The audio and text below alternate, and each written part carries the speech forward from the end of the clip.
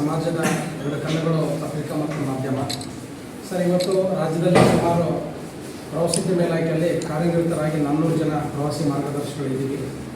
ಈ ಸರ್ಕಾರ ಪ್ರತಿಯೊಬ್ಬ ಗೈಡ್ಗೆ ತಲಾ ಮಾಸಿಕವಾಗಿ 5,000 ರೂಪಾಯಿಗಳನ್ನು ನಮಗೆ ಗೌರವಧನವಾಗಿ ಕೊಡ್ತಾ ಇದೆ ಸರ್.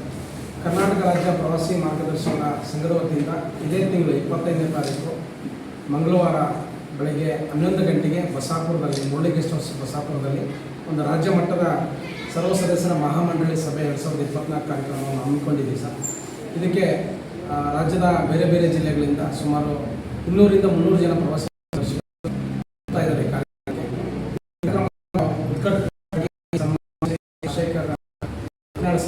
ಸಂಸದರನ್ನ ಆಹ್ವಾನ ಮಾಡ್ತಾ ಇದ್ದೀವಿ.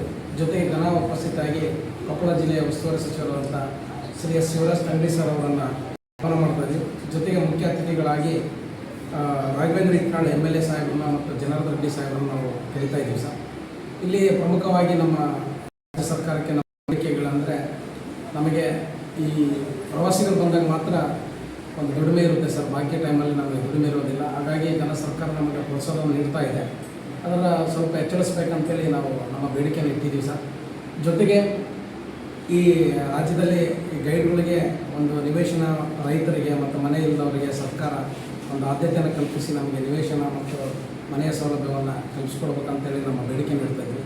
ಜೊತೆಗೆ ಇನ್ಶೂರೆನ್ಸ್ ಪಾಲಿಸಿಯನ್ನು ನಾವು ಕೇಳ್ತಾ ಇದ್ದೀವಿ ಸರ್, ಲೈಫ್ ಇನ್ಶೂರೆನ್ಸ್ ಪಾಲಿಸಿನ. ಯಾಕಂದರೆ ಗೈಡ್ ಮಾಡೋಂಥ ಟೈಮಲ್ಲಿ ಆಕಸ್ಮಿಕವಾಗಿ ಹೃದಯಘಾತವಾಗಿ ಅಥವಾ ಅಪಘಾತವಾಗಿ ಮರಣ ಹೊಂದಿದರೆ ತನ್ನ